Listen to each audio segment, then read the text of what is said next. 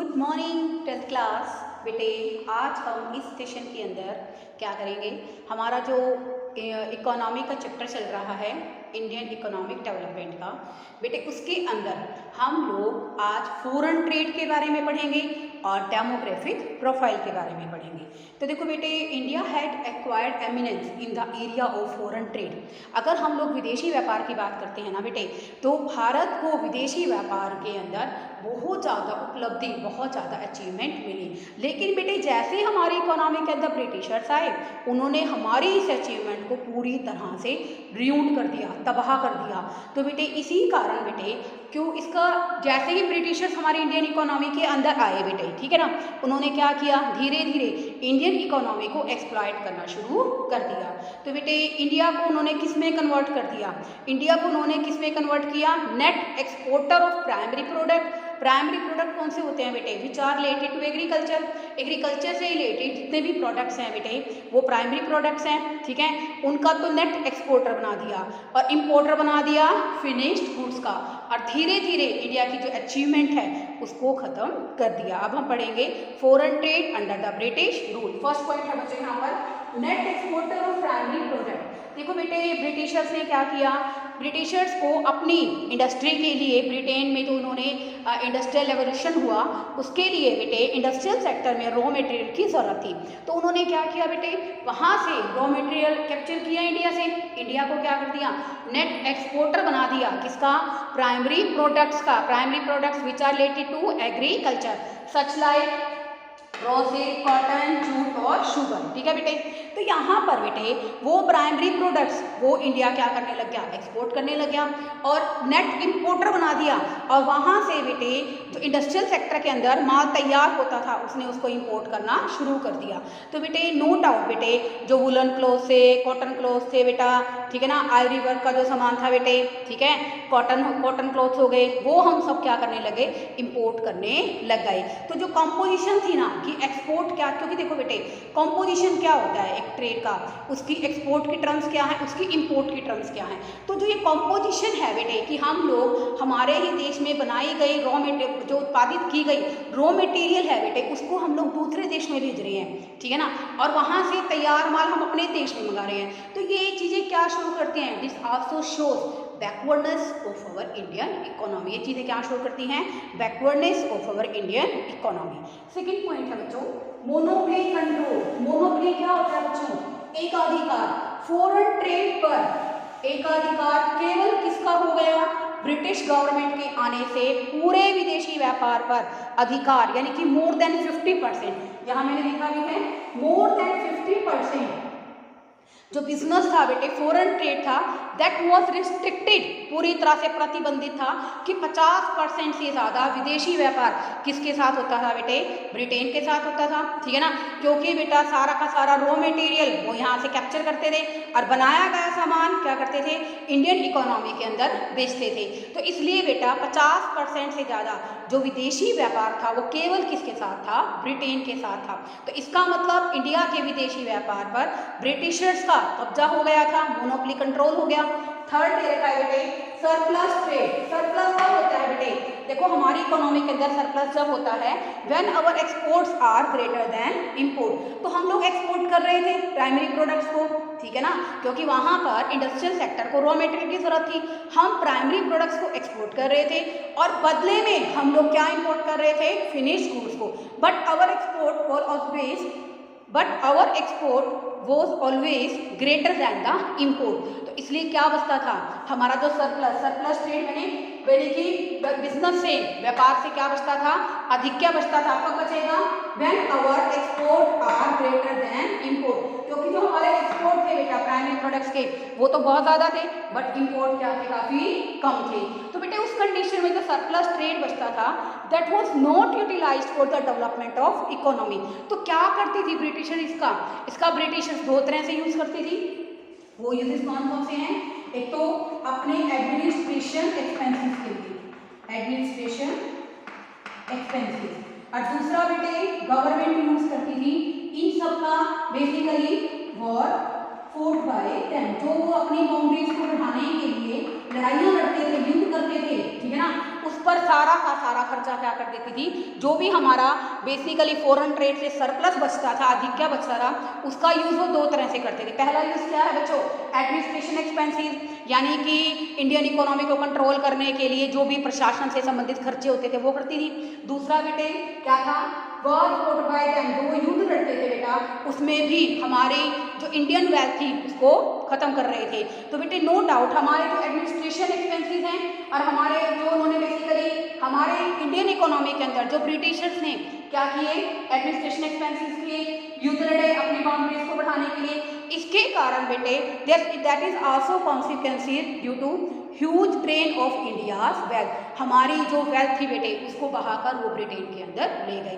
तो बेटे no doubt हमारी इंडियन इकोनॉमी की अगर हम सिचुएशन की बात करते हैं फॉरेन ट्रेड की, तो विदेशी व्यापार में बहुत ही खस्ता हालत थी, यानी कि उनकी जो सिचुएशन थी ना वो काफ़ी बिगड़ चुकी थी। ठीक है ना।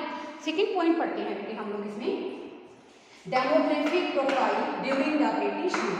जो डेमोग्राफिक प्रोफाइल है बेटे ये क्या बताती है, ये हमें बताती है कि हमारी इंडियन इकोनॉमी अगर हम बात करें एजुकेशन और हेल्थ फैसिलिटीज़ में, तो ब्रिटिशर्स के टाइम जब basically Britishers on the eve of independence India के अंदर थे, तो वहाँ पर बेटे डेमोग्राफिक पोजीशन भी क्या थी, बहुत ही बिगड़ी हुई थी। ठीक है ना। कैसे बिगड़ी हुई थी, अगर हम डेमोग्राफिक प्रोफाइल की बात करें तो इसको बेटे हम लोग 4 फैक्टर से क्या करते हैं, कनेक्ट करते हैं। फर्स्ट फैक्टर है बेटे birth rate and death rate. तो देखो बेटे at the time of British rule हमारी इंडियन इकोनॉमी के अंदर बेटे बर्थ रेट और डेथ रेट दोनों ही क्या थी बेटा, बहुत ज़्यादा थी। क्या थी, बहुत ज़्यादा थी। ठीक है बेटे।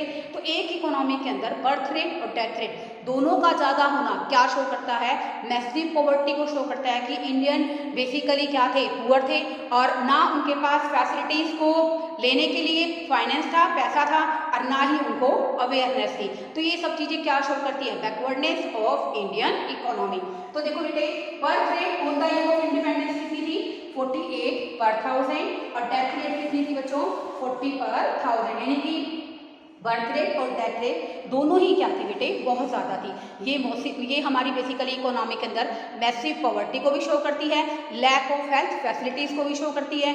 और नो डाउट बेटे ये दोनों बातों से हमें क्या पता चलता है कि हमारी इंडियन इकोनॉमी क्या थी, स्टैग्नेंट और बैकवर्ड थी। नेक्स्ट है बच्चों इन्फेंट मोर्टेलिटी रेट। आप सबको पता है पर 1000 जो बच्चे जन्म लेते हैं बेटे, ठीक है ना, उनमें से कितने बच्चे एट द स्पॉट यानी कि 1 ईयर से पहले एक्सपायर हो जाते हैं, इसको क्या कहते हैं, इन्फेंट मोर्टेलिटी रेट। तो at the time of British rule infant mortality rate was also high, यानी कि जो शिशु मृत्यु दर थी वो भी बहुत ज़्यादा थी। At the time of independence, at the time of ewe of independence हमारी मोर्टेलिटी रेट कितनी थी, 218 पर 1000 थी, but at present it is 32 पर 1000। ओके। नेक्स्ट है बच्चों लाइफ एक्सपेक्टेंसी। क्या होता है life expectancy? Life expectancy means average life, ठीक है ना, average life of a person, यानी कि एक व्यक्ति औसतन कितनी उम्र जीता है, उसी को ही बेटे हम लोग क्या कहते हैं, लाइफ एक्सपेक्टेंसी।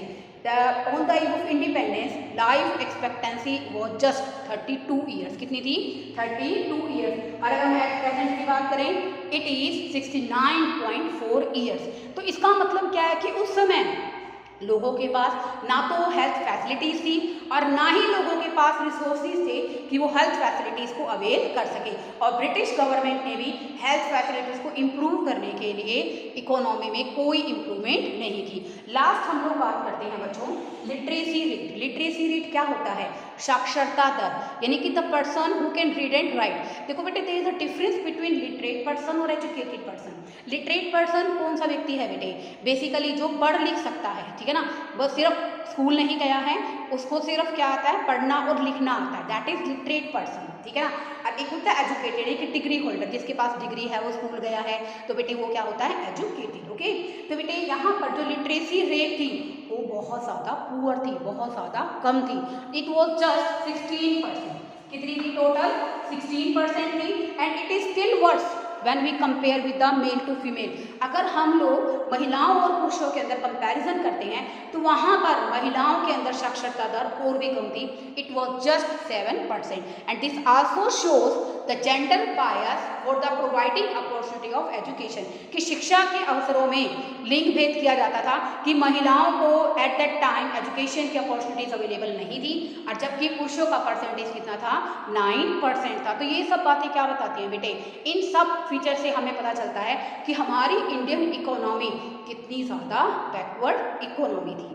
ठीक है बच्चों, तो इसके बाद बेटे हम लोग करेंगे कि हम 1921 को ईयर ऑफ ग्रेट डिवाइड क्यों कंसीडर करते हैं।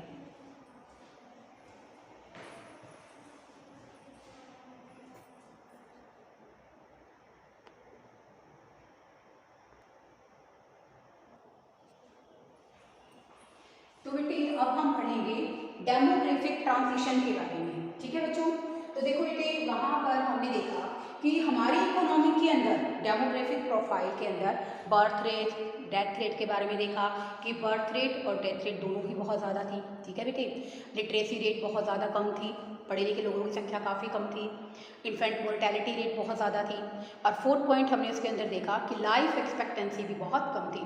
तो डेमोग्राफिक प्रोफाइल के बाद डेमोग्राफिक ट्रांजिशन क्या पढ़ेंगे कि जनसंख्या में क्या परिवर्तन आ रहा था। देखो बेटे यहाँ पर 1921 को हम लोग क्या कहते हैं, year of great divide. Why it is known as year of great divide, क्योंकि बेटे 1921 से पहले जो हमारी सेंसस, सेंसस क्या होता है बेटे, जनगणना। आप मुझे बताना कि इंडिया के अंदर सेंसस सबसे पहले कौन से ईयर में स्टार्ट की गई थी। जब आप इस वीडियो को देखोगे तो आप मुझे क्वेश्चन का जवाब देना कि इंडिया के अंदर फर्स्ट सेंसस कब स्टार्ट की गई थी। ओके, तो देखो बेटे यहाँ पर 1921 से पहले क्या था बच्चों, इंडिया के अंदर पॉपुलेशन कभी भी कांस्टेंट नहीं थी, कंसिस्टेंट नहीं रही। जब भी हम लोग जनगणना करते थे या तो पॉपुलेशन बढ़ जाती थी या पॉपुलेशन क्या हो जाती थी, कम हो जाती थी। लेकिन बेटा आफ्टर 1921 पॉपुलेशन ना तो इंक्रीज ना पॉपुलेशन एक बार भी डिक्रीज नहीं हुई, यानी कि पॉपुलेशन कॉन्स्टेंटली इंक्रीज होती रही। तो इसलिए बेटे हम लोग 1921 को क्या मानते हैं, ईयर ऑफ ग्रेट डिवाइड। देखो बेटे यहाँ पर prior to 1921 population growth in India was never consistent, size of population, population का जो साइज था केप्ट फ्लक्चुएटिंग, परिवर्तनशील था। ठीक है ना, इंक्रीजिंग इन वन सेंसस, एक जनगणना में पॉपुलेशन बढ़ जाती थी, एंड डिक्रीजिंग इन अदर, और दूसरी बार जनगणना करते थे तो पॉपुलेशन क्या हो जाती थी, कम हो जाती। But after 1921 population goes to increase, population लगातार कॉन्स्टेंटली क्या कर रही है, बढ़ रही है। तभी तो पॉपुलेशन एक्सप्लोजन हो रहा है। ठीक है ना, कि भारत के अंदर पॉपुलेशन बहुत ज़्यादा बढ़ रही है। तो देखो 1951 का फिगर जरूर याद करेंगे बेटा, इट्स अ इंपॉर्टेंट फिगर। कितनी थी बेटे, 4.24 करोड़ थी। अब देखो बेटे इकोनॉमी के अंदर से दो तरह से इन्वेस्टमेंट होती है। ठीक है ना बेटे, एक तो होती है मेंटेनेंस इन्वेस्टमेंट। क्या होती है बच्चों, मेंटेनेंस इन्वेस्टमेंट। मेंटेनेंस इन्वेस्टमेंट का मतलब क्या होता है बेटे, जब इकोनॉमी में लोगों की संख्या बढ़ेगी तो ज़्यादा रोड का यूज़ करेंगे, ज़्यादा ट्रांसपोर्ट का यूज़ करेंगे, ज़्यादा कम्युनिकेशन के सोर्सेज का यूज़ करेंगे, उनको बहुत सारी जो जनरल यूटिलिटी फैसिलिटीज़ हैं बहुत ज़्यादा चाहेंगी। तो गवर्नमेंट को उन सबको बेसिक नीड्स को सेटिस्फाई करने के लिए गवर्नमेंट को मेंटेनेंस एक्सपेंसेस, मेंटेनेंस इन्वेस्टमेंट क्या करना पड़ेगा, ज़्यादा करना पड़ेगा।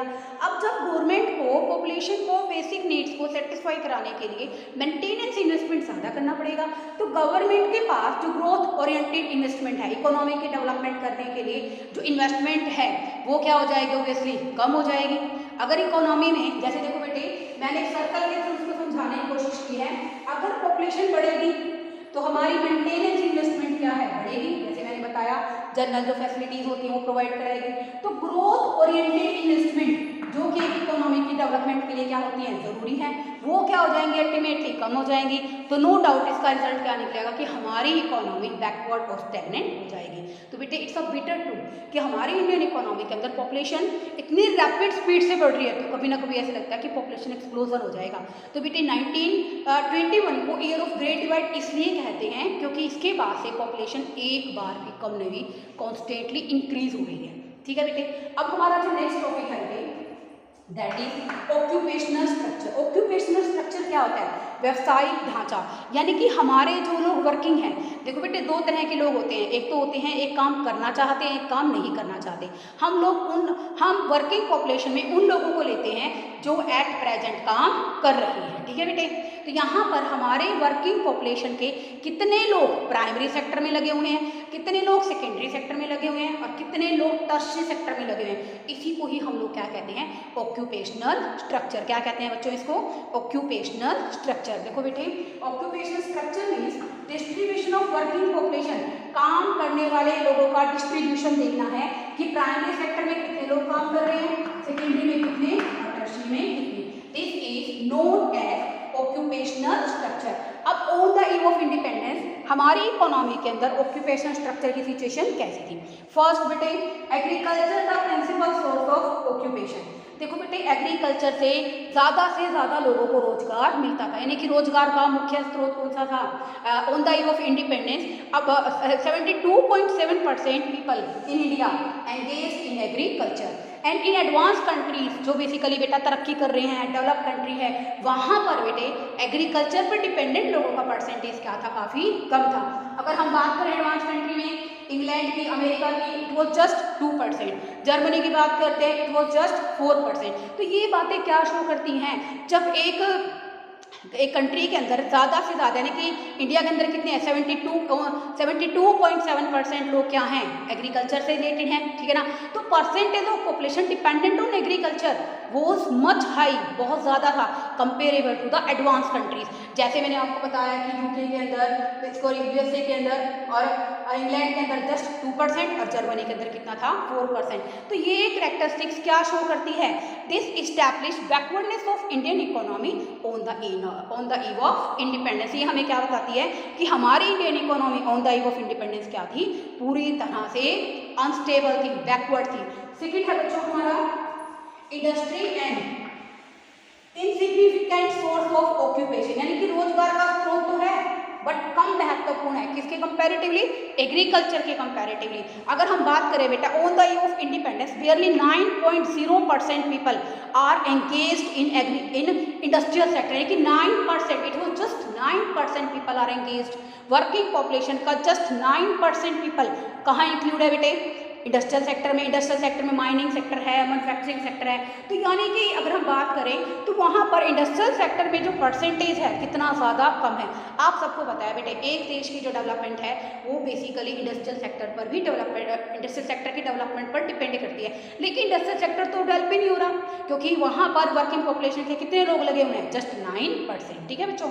अगर हम एडवांस कंट्री से कंपेरिजन करेंगे बेटा, तो यूएसए में बेसिकली क्या है, जो इंडस्ट्रियल सेक्टर है मेजर सोर्स ऑफ ऑक्यूपेशन है, वहाँ पर 32% और 42% people working population people are included, are working करेंगे, इंक्लूडेड लगा लो, are working in industrial sector. तो ये भी क्या शो करती है बेटे, ये भी यही शो करती है, इट फर्दर प्रूव दैट कि our Indian economy was backward economy. Last point है बच्चों हमारा यहाँ पर अनबैलेंस ग्रोथ। अनबैलेंस ग्रोथ क्या होता है बेटे, लाइफ में भी बैलेंस करना ज़रूरी है, आपको भी बैलेंस करना ज़रूरी है। आप पढ़ते हैं बेटे, आपके लिए सभी सब्जेक्ट्स इक्वली इंपॉर्टेंट है, अकाउंट्स है, इकोनॉमिक्स है, बिजनेस स्टडीज़ है, आपका लैंग्वेज का सब्जेक्ट है, then you have to maintain a balance, ठीक है ना।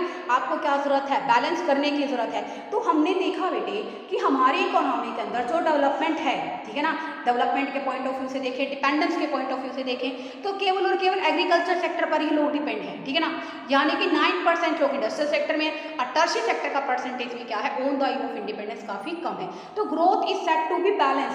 ग्रोथ कब बैलेंस करेगी, कब करेगी, जब एग्रीकल्चर, इंडस्ट्रियल और हमारा जो टर्शियरी सेक्टर है वो क्या करेगा बेटे, इक्वली डेवलप करेगा, ठीक है ना। तो यहाँ पर बेटे इंडियन इकोनॉमी के अंदर हमारे जो सेक्टर्स हैं बेटे, प्राइमरी सेक्टर ही डेवलप कर रहा है, जबकि सेकेंडरी और टर्शियरी सेक्टर इन्फेंट स्टेज पर थे, उनकी पूरी तरह से डेवलपमेंट नहीं हुई थी। तो ये फीचर भी हमें क्या शो करती है कि हमारी इंडियन इकोनॉमी एक बैकवर्ड और स्टेगनेंट इकोनॉमी थी। तो बेटे आई होप आपको समझ में आया होगा। मैंने वीडियो के दौरान आपसे एक क्वेश्चन भी पूछा है, वीडियो देखने के बाद उसका सही तरीके से आप मुझे रिप्लाई कीजिए। Okay, thank you students.